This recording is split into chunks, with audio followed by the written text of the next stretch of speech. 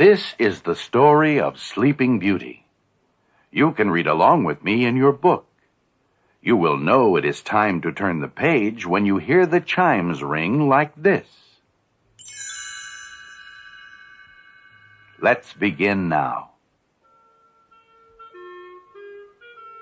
In a faraway land, long ago, lived King Stephen and his fair queen. One day a daughter was born, and they called her Aurora. They named her after the dawn, for she filled their lives with sunshine. From near and far the people came, bringing their gifts to celebrate the royal birth. The most honored guests were the three good fairies, Fauna, Flora, and Merryweather. Each could give the child a single gift. Flora blessed the child with beauty. Fauna gave the gift of song, that she might sing like a nightingale. Little Merryweather was about to give her gift when suddenly there was a roar of thunder and a gust of wind. A blinding flash of light filled the great hall, and before them stood the evil Maleficent. Well, King Stephen, I was quite upset at not receiving an invitation. I, too, have a gift to bestow on the child. The princess shall indeed grow in grace and beauty. But before the sun sets on her 16th birthday, she shall prick her finger on the spindle of a spinning wheel and die. Oh no! The cry rose from every heart. But before anyone could seize Maleficent and make her take back her evil curse, she had vanished in a flash of flame. What a terrible situation. But there was hope. Merryweather still had her gift to give. Your Majesties, I cannot undo this wicked curse, but I can help. Merryweather waved her magic wand over the cradle. Sweet princess, if all this should come to pass, not in death, but just in sleep, the fateful prophecy you will keep. And from this slumber you shall awake, when true love's kiss the spell shall break. But King Stephen was still fearful for his daughter's life. This does not take away the evil threat. We must take action. Let every spindle and spinning wheel in the country be burned. That night, the countryside was aglow with the light of burning spinning wheels.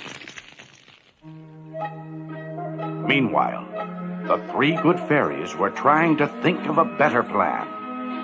Merryweather told the others, A bonfire won't stop Maleficent. There must be some way we can protect Aurora from that wicked old witch. I know. Let us raise the princess in a secret hiding place. We will keep her safe until her 16th birthday. Sadly, the king and queen agreed. Disguised as simple peasant women, the three good fairies took the young princess to a tiny cottage deep in the woods. They called her Briar Rose instead of Aurora, and never told her she was a princess. So, for 16 years, the whereabouts of Aurora remained a mystery. On her 16th birthday, Briar Rose was picking berries when she chanced to meet a handsome young man riding in the forest. He was very kind. She was rather shy. She was not supposed to speak with strangers, but Briar Rose felt as if she knew him, for she had often dreamed of meeting someone so charming. She asked him to come to the cottage that evening and meet her family. Then Briar Rose rushed home to tell Flora, Fauna, and Merryweather her happy news. She was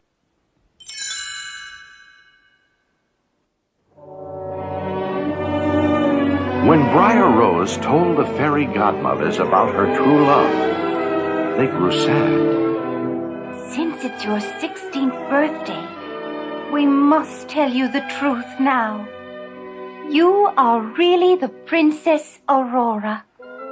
Your marriage to Prince Philip will take place this very evening in your father's castle. You can never see your handsome stranger again. Briar Rose burst into tears. Meanwhile, the young stranger rode off to tell his father that he had just met the girl of his dreams. Actually, the young man was Prince Philip.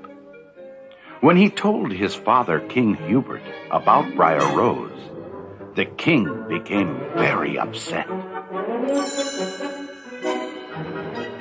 What? You've fallen in love with some peasant girl? I won't have it. I promised my neighbor, King Stephen, that you would marry his daughter, Aurora. You're a prince, and you're going to marry a princess. But Philip's mind was made up. Off he rode to the cottage in the woods to meet his true love, Briar Rose. But she was not there. The three good fairies had carefully escorted her to King Stephen's castle. The poor princess should have been happy, but all she could think of was her lost love. Merryweather led her up to her room. Cheer up, dear. You can't meet your father looking so glum. We'll leave you alone for a few moments to dry your tears. While the good fairies waited outside, a mysterious voice began calling to the sad princess.